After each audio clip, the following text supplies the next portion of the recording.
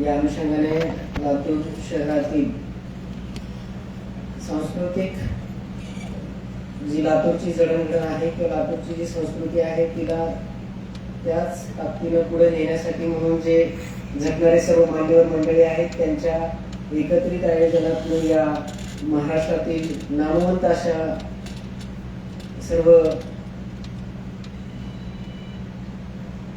मान्यवरांना आपण आज या ठिकाणी निमंत्रित केलेलं आहे आणि त्यांच्या अप्रतिम अशा कविता आपल्याला ऐकायच्या आहेत, त्याचं श्रवण आपल्याला करायचं आहे आणि त्यांच्या कवितांना आपल्याला दाद द्यायची आहे आणि तोच या कार्यक्रमाचा प्रमुख हेतू आहे. त्यामुळे मी आपल्यामध्ये आणि या कार्यक्रमामध्ये फार व्यत्यय घेणार नाही.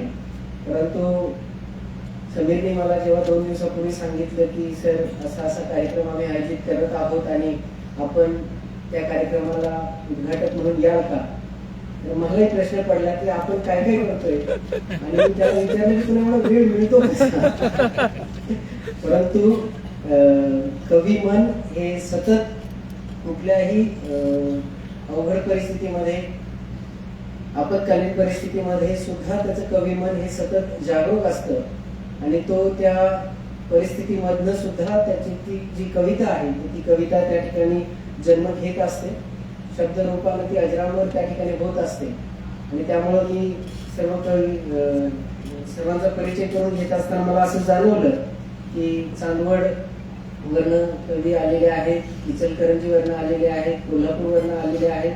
मला असं वाटलं की समीर जिथे जिथे पोहोचतील तिथे तिथे तो त्या ठिकाणचे जे सर्वोत्तम कवी आहेत त्यांच्याशी आपला एक स्नेहाचा संबंध त्या ठिकाणी निर्माण करतो आणि ते संबंध दरवर्षी द्विगुणित होत राहतात. आता पुढच्या वर्षी किंवा 2 वर्षानंतर समीर जिथे कुठे जाईल तर त्या ठिकाणच्या कार्यक्रमाला लातूरचा पण एक कविता निश्चित ऍड झालेला असेल. कविता, लेखन, साहित्य हे आपल्या भावना व्यक्त करण्याचं जे साधन आहे आणि त्या भावना या केवळ आपल्याच नसतात तर त्या आपल्यासारख्या अनेक जणांच्या त्या भावना असतात. फक्त त्यापैकी काही जणांना त्या भावना कागदावर उतरवण्याची क्षमता देवाने त्या ठिकाणी दिलेली असते, इतरांकडे ती क्षमता नसते.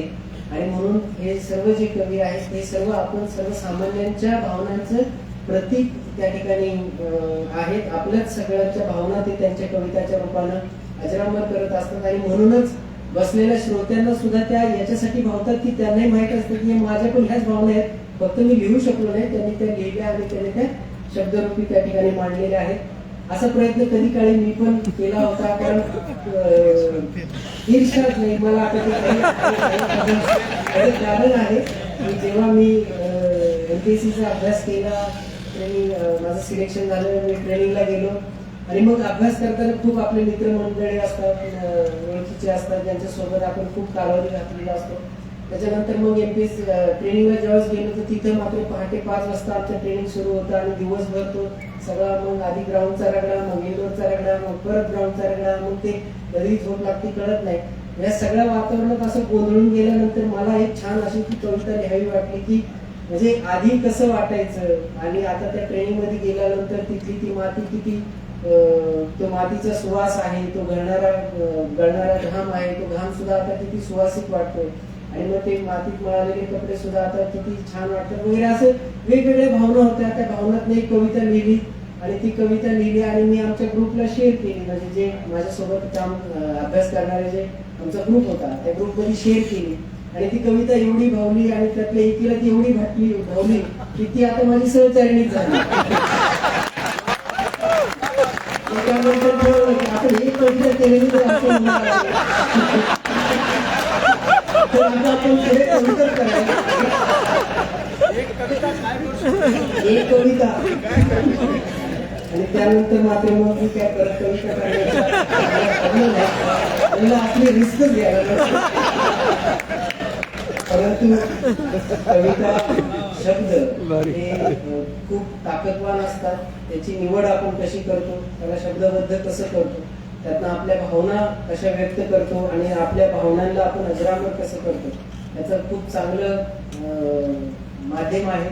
आज सूत्रसंचालक महोदयांनी ज्यांचा उल्लेख केला, पद्मविभूषण स्वर्गवासी आशाताई, तर त्याही त्यांच्या स्वरातनं आणि त्यांनी ज्या शब्दांना त्यांनी जे संगीताच्या माध्यमातून जे गायलं तर ते शब्द आज अजरामर झाले. म्हणजे आज त्या नसतील, म्हणजे आजपासून ते आपल्या हयात नाहीये, परंतु ते शब्द इथून पुढं कित्येक वर्ष, शेकडो वर्ष आपल्याला ते आनंद देत राहतील. पूर्वी त्यांनी गायलेले प्रत्येक गाणं असेल तर ते गीत लावलं तरी माणूस पूर्णपणे त्या ठिकाणी आपला सगळा जो काही ताणतणाव जो आहे तो विसरून त्या गाण्याच्या आनंदामध्ये तो पुन्हा एकदा आनंदी होऊ शकतो. तशाच या कविता आहेत. या सर्व मान्यवर कवींना आपण समीरच्या किंवा लातूरकरांच्या विशेष आग्रहाखातर आपण एवढ्या लांबून या ठिकाणी आलात. आपण आपल्या कविता आज या ठिकाणी सादर करणार आहात. समोर बसलेल्या सर्व श्रोत्यांना आपण त्या ठिकाणी मंत्रमुग्ध करणार आहात. मी आपल्या सर्वांना याच्यासाठी खूप अशा शुभेच्छा देतो.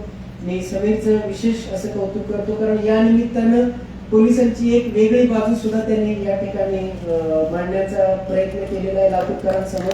कारण आम्ही जेव्हा काम करत असतो, दैनंदिन काम करत असतो, सगळेजण आमच्याकडे एका विशिष्ट नजरेने बघतात, पण त्या वर्दीच्या मागे सुद्धा एक माणूस असतो, त्यालाही मन असतं, त्यालाही भावना असतात, तेही मन कधीतरी हळवं असतं, त्यालाही काही अपेक्षा असतात आणि त्याच्यामध्ये त्याच्या ज्या काही अपेक्षा असतात त्याच्या अपेक्षा एवढ्याच असतात की आम्ही ज्या लोकांमध्ये काम करतो, ज्या लोकांसाठी काम करतो, त्या लोकांनी आम्हाला आपलं म्हणावं आणि आम्हाला आमच्या पाठीशी उभं राहावं.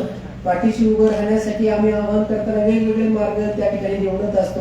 हा त्यातला कदाचित सगळ्यात नोबल मार्ग आहे की आपण श्रोत्यांना आणि रसिकांना या निमित्तानं आपल्याशी जोडून घेतो, पोलिसांशी जोडून घेतो. मला निश्चित खात्री आहे की समीरच्या कविता ऐकल्यानंतर बरेचसे लातूरकर समीरने जर सांगितलं की मोर्चा नाही काढायचा काढणार पण नाही. समीरने जर सांगितलं की रॅली नाही काढायची, आपण कवितांच्या माध्यमातून तुमचा जो काही उल्लेख आहे तो व्यक्त करा, तर हे सुद्धा एक चांगलं माध्यम त्या ठिकाणी निश्चित होऊ शकतं. तर हाही आमचा एक चांगला आणि हळवा कवी जो आहे की तो या निमित्ताने समीरचं विशेष कौतुक करतो.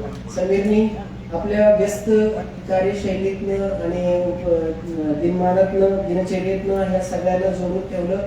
या लातूरमध्ये अशा पद्धतीचं एक चांगला कार्यक्रमाचं नियोजन केलं पाटील साहेबांनी आणि त्यांच्या सगळ्या टीमनी, अध्यक्षांनी. या जे काही त्यांची संकल्पना होती त्या संकल्पनेला त्या ठिकाणी साथ दिली आणि इतका सुंदर कार्यक्रम या ठिकाणी आयोजित केला, त्याबद्दल मी त्यांचंही या ठिकाणी मनपूर्वक असं आभार व्यक्त करतो आणि मी आपल्या सगळ्यांची रजा घेतो.